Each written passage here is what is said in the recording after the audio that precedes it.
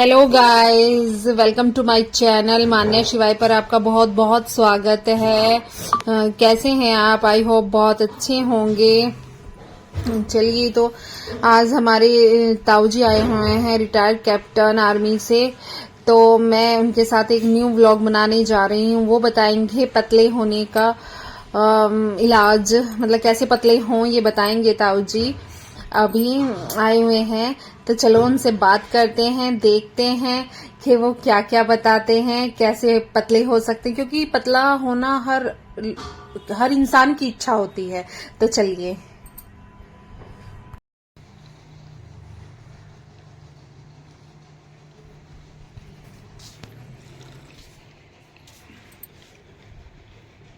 पतले होने के बता दो कोई इलाज। मेन बात तो पतले होने की है ना। पतले होने के लिए इसमें बढ़ना याद रहेगा तेरा। स्वास्थ्य संबंधी कोई भी समस्या हो, शुगर कंट्रोल करना हो, कोलेस्ट्रॉल कंट्रोल करना हो, मोटे से पतले होना हो, या और भी कोई व्याधि का उपचार करना हो, सबसे बड़ा उपाय है जल का अच्छी तरह से सेवन करना। पानी पियो खूब। पानी खूब पीना चाहिए। हाँ, पानी पीने से बीमारी मोर देन 60% अपने आप कंट्रोल हो जाती है। पतले से मोटा बना देता पानी, जो पतले हैं उनको मोटा बना देता है, जो मोटे हैं उनको थोड़ा उनका मोटापा कम कर देता है, कमज़ोर को मजबूत बना देता है, बीमार को स्वस्थ बना देता है, स्वस्थ को और अधिक स्वस्थ बना देता है। जल का सेवन करना चाहिए। जल पीने में सभी लापरवाही करते हैं। चाय पीने से पहले हम लोग के लिए पानी आता है, लोग पीते नहीं। अभी चाय पीने से पहले पानी आया, ये लोग ऐसे ही रख देते हैं। ऐसे नहीं रखना। जहाँ जल दिया गया, जहाँ भी जल को पीजिए। पानी तो मैं पीऊँ सबसे ज़्यादा। का गिलास दिन में पी लेती हूँ। पानी के लिए कभी मना ना करो। एक जल ही ऐसी चीज है जो बिना आवश्यकता के भी आप पी लोगे, ग्रहण कर लोगे शरीर में, तो वो हानि नहीं देगा। हाँ वही है ना, जल ही जीवन है। जल ही जीवन है। और रही मन पानी राखी। जल का महत्व तो बहुत विद्वानों ने, नीतिकारों ने, शास्त्रों ने, सबने बताया। हमारे शरीर में भी, हमारी पृथ्वी पर भी 70% समुद्र है, जल है, और शरीर में भी 70% जल है। इसलिए जल की मात्रा प्रॉपर बन रही है। इसके लिए दिन में गर्मियों में 8 से 10 गिलास, और सर्दियों में 8 से 10 गिलास, और गर्मियों में 12 से 15 गिलास पानी जरूर पीना चाहिए। अधिकांश व्याधियां नियंत्रित रहती हैं। भोजन पर नियंत्रण। जब तक भोजन पर नियंत्रण नहीं होगा, कितने भी उपाय कर लो, फैट कम नहीं होगा। जो भोजन पर नियंत्रण होने के लिए जिह्वा पर नियंत्रण। जिह्वा पर नियंत्रण होगा तो भोजन पर अपने आप नियंत्रण हो जाएगा। स्वाद के लिए मत खाइए, स्वास्थ्य की रक्षा के लिए। और अपने तो कैसे खाना चाहिए जरा बताइए। भोजन चबा चबा के खाना चाहिए। सुपाच्य हो, सरल हो, सात्विक भोजन हो, और शांति से हाथ पैर धो करके पालथी मार के बैठ के हमेशा खाना चाहिए। पालथी मार के जो भोजन करोगे वो साथ साथ पचता जाएगा, हजम होता जाएगा। और अन्यथा जो आजकल अंग्रेजी पाश्चात्य विधि में हम टेबल पे बैठ के या खड़े खड़े खा रहे, उसका पाचन तंत्र पे बहुत बुरा प्रभाव पड़ता है। पचता नहीं, उसमें गैस उठती रहती है, एसिडिटी वगैरह बनती है, वो भोजन पचता नहीं, समय परिपाक नहीं होता।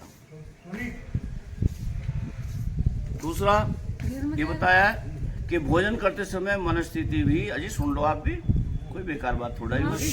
आपके लिए चर्चा चल रही है। ये जाने लग रहे हैं, मैंने भी बुलाया, बेचारे बहुत ही डॉक्टर उपचार सुनो, इधर सुनो। डॉक्टर उपचार बता रहे, पेशेंट उठ के चल पड़े कि इतना लंबा उपचार नहीं चाहिए। आजकल तो चाहिए, डॉक्टर ने हाथ पकड़ा, दो टैबलेट लिख दे, लो ये लो, राहुल की दुकान से ले लेना।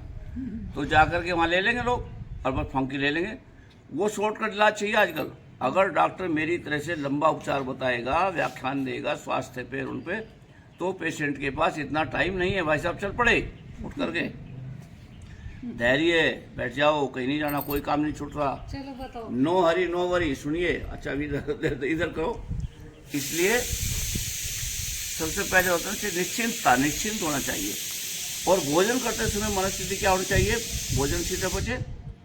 माधव निदान एक ग्रंथ है आयुर्वेद का, उसमें कहा कि ईर्षा, द्वेष, क्रोध समुत्थेन द्वंद्व मोहेन दैन्य अनुपीड़ितेन भोजनम, दैन्य अनुपीड़ितेन गृहीतम भोजनम न सम्यक परिपाकमेति, कि जो भोजन ईर्ष्या की स्थिति में, मनस्थिति में, द्वेष की मनस्थिति में, क्रोध की स्थिति में खाना चाहिए। पालथी मार के जब हम बैठते हैं, और पालथी से भी उत्तम है सिद्धासन। अगर सिद्धासन नहीं लगता तो सामान्य आलती पालथी मान लो। आपका शरीर सीधा रहेगा, स्पाइनल कोड सीधा और मस्तिष्क एक सीध में रहेंगे। पाचन के जितने अंग हैं, हमारे किडनी है, लीवर और हमारे पेंक्रियाज है, सब हमारे आहार नली, आमाशय सब खुले रहेंगे। तो भोजन अच्छी तरह से अपना आमाशय में व्यवस्थित होता रहेगा और आगे पाचन की क्रिया प्रारंभ हो जाएगी। सुचारू रूप से सारे अंग पाचन के आभ्यंतर अंग सुचारू रूप से। खाने में क्या क्या खाना चाहिए? और खाने में सदैव सुपाच्य चीजें, सात्विक चीजें, सुपाच्य चीजें होनी चाहिए। लाल मिर्च आदि का अत्यधिक नहीं होना चाहिए सेवन, और गर्म मसालों का ज़्यादा तीखे नहीं होना चाहिए। मसाले में धनिया, जीरा, राई, मेथी और नमक और तेल, यही सबसे अच्छा तेल सरसों तेल। अगर एक महीने के लिए अन्न छोड़ दे, सिर्फ फ्रूट और दूध और यही वो सब छोड़ खाए दे तो? बहुत अच्छी बात है। भोजन छोड़ करके अगर फ्रूट पे आ जाए हम, या लौकी का जूस होगा पीते नहीं, महीना भर लौकी की सब्जी खाओ, लौकी का जूस पियो, तो एक महीने में बहुत फर्क पड़ जाएगा। कितने किलो कम हो जाएगा? कई किलो कम हो जाएगा, इतना नाप के तुम रस्ता, लेकिन कई किलो कम हो जाएगा। 5-7 किलो एक महीने में कम हो जाएगा, अगर आप खाली लौकी का जूस पी रहे हैं और लौकी की सब्जी खा रहे हैं। मिठाई बनानी है तो लौकी की बना लो, हल्का मीठा डाल के। मीठे को मन करे तो लौकी की डोज ही लो, लौकी की कभी हानि नहीं करेगी। और आप लौकी का जूस पी के देखो, जैसे हलवाई मिठाई बनाते हैं उसमें दूध डालता है, चीनी के गोरा डालता है इसमें चाशनी में, और दूध डालता है, सारा मैल एकदम ऊपर आता है। लौकी का जूस पीते आपके सारे शरीर का मैल जितना भी है वो सब आपका मन करेगा कि आप एक बार होके आ गई टॉयलेट या दोबारा जाने के लिए, फ्रेश जाने के लिए, और फिर पूरी अच्छी तरह से पेट फ्रेश हो जाएगा, साफ हो जाएगा, एकदम फ्रेश हो जाओगे। तो वो करना चाहिए। फलों पे ही निर्भर बनाया था प्रकृति ने, हम जानबूझ के हमने अन्न पे निर्भरता बना लिया। हम उसमें भी हम ऐसे चीज़ें, लिसे चीज़ें, बहुत ही ज़्यादा गरिष्ठ चीज़ें और बहुत ही जो भारी पड़ती पाचन तंत्र उनके वो खाते रहते हैं। उनको कभी नहीं खाना चाहिए, वो हमारे अनुकूल नहीं है, वो सड़ती रहती हैं और फिर वो उनमें दुर्गंध, गैस्ट्रिक वगैरह बनने लगती है, विकार आने लगते हैं, एसिडिटी बनने लगती है और भोजन पचता नहीं। जो अपचित भोजन है, जो अपचा भोजन है, अनडाइजेस्टेड जो फूड है, वो ही फैट में कन्वर्ट हो जाता है, वो फैट में कन्वर्ट हो जाता है, चर्बी में, फैट में कन्वर्ट हो जाता है। हाँ जी। और अगर भोजन अच्छी तरह पचा है तो कितना भी खा लो वो सब पच जाएगा, अच्छी तरह से वॉश आउट हो जाएगा शरीर से। जितनी ऊर्जा शक्ति शरीर ने लेनी है वो शरीर उससे ग्रहण कर लेगा और बाकी वेस्ट प्रोडक्ट सब हमारे जो हमारा उत्सर्जन तंत्र है, हमारा एक्सक्रीशन सिस्टम है, उससे वो सब बाहर हो जाएगा शरीर से। पाचन अच्छा रहना चाहिए, पाचन के लिए भोजन पालथी मार के खाओ और बाद में वज्रासन में नियमित बैठो 10 मिनट तक। वज्रासन लगाते लगाते थक जाते हो तो आप वज्रासन को बदल दो, ये दो थोड़ी देर बैठ जाओ, लेकिन 10 मिनट तक, 15 मिनट तक वज्रासन करते रहो तो पाचन तंत्र में अपने आप शक्ति आ जाएगी। लक्कड़ भी हजम, पत्थर भी हजम, ना कोलेस्ट्रॉल बढ़ेगा ना शुगर बढ़ेगी, फैट भी कंट्रोल रहेगा। वज्रासन में इतनी शक्ति है, तो ये करना चाहिए।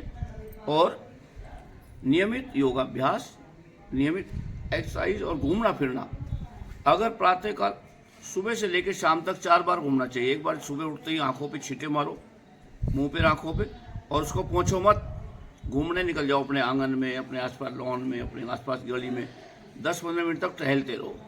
वो अपने आप वाष्पीकृत होगा तो उससे मस्तिष्क ठंडा होगा, स्वास्थ्य अच्छा होगा। मस्तिष्क ठंडा होने से आंखें शीतल होंगी तो आंखें स्वस्थ होगी, नेत्र ज्योति बढ़ेगी। उसके बाद फिर फ्रेश जाओ, फ्रेश जाने के बाद में फिर एक बार वॉकिंग करो, मॉर्निंग वॉक जितना कर सकते हैं। अपने टेरेस पे करो, अपने लॉन में करो, अपने गलियों में करो, या लंबा दूर सड़क पे घूमने जाओ, पार्कों में जाओ। और अगर पार्क हैं, लॉन है या पेड़ पौधे खड़े वहाँ, तो उनके पेड़ पौधों के पास खड़े होकर सुबह सुबह लंबी लंबी गहरी गहरी सांस लो। जैसे यहाँ नीम का पेड़ सामने, तो नीम के पेड़ के पास कॉर्नर में खड़े होकर लंबी गहरी सांस चलो घूमते घूमते। 2 बार घूमना होगा। सायंकाल 5 बजे के आसपास फिर जो सायंकाल की चाय होती है, फ्रेश जाते हैं उस समय एक बार फिर घूमो। और रात को खाना खा के कभी भी एकदम चारपाई मत पकड़ो। आप समझो अपने लिए वो आप स्लो पॉइजन दे रहे अपने आप को। अगर आप खाना खाते ही लेट जाते हैं आलस से, नहीं लेटिए मत, कितने भी थके हों बाहर निकल जाओ और घड़ी में देख के 25 से 30 मिनट टहलते रहो। तो जो एक्स्ट्रा कैलोरीज है, एक्स्ट्रा ग्लूकोज है, वो सब बर्न हो जाएगा और उतना ही रहेगा शरीर में जो शरीर को ऊर्जा देने के लिए। और रात्रि में सोते समय शरीर की टूट फूट उपापचय की क्रिया डैमेज सेल्स को बनाने के लिए जितना जरूरी उतना ही बचेगा। तो फैट बढ़ेगा ही नहीं और फैट उल्टा और कम हो जाएगा। निश्चित प्रति नींद अच्छी आएगी, हार्ट कभी धोखा नहीं देगा, सोते समय सारी व्याधियों का शमन हो जाएगा। ये सब करना चाहिए। और दूध में हमेशा 1 चुटकी हल्दी डाल के उबालना चाहिए। 1 गिलास प्रति व्यक्ति, प्रति गिलास 1 चुटकी हल्दी, उसे उबाल दो, धीरे धीरे चलाते रहो चम्मच से, चमचा से, और जब वो उबल जाए तो उसको तोड़ के पी लो। अगर शुगर आदि से कोई व्याधि है तो चीनी डालने की जरूरत नहीं, बस चीनी उसमें हल्दी, और हल्दी इतनी होनी चाहिए कि उसका रंग केसर मिश्रित दूध जैसा हो जाए, हल्का येलो, हल्का क्रीमिश कलर हो जाए, जैसे केसर मिश्रित दूध होता है। उसका स्वाद भी केसर मिश्रित दूध की तरह होगा, उसका गुण भी उतना ही होगा। मोर देन 108 डिजीज को कंट्रोल करेगा। इन सब उपायों से आप बिना औषधियों के सदैव स्वस्थ रहेंगे।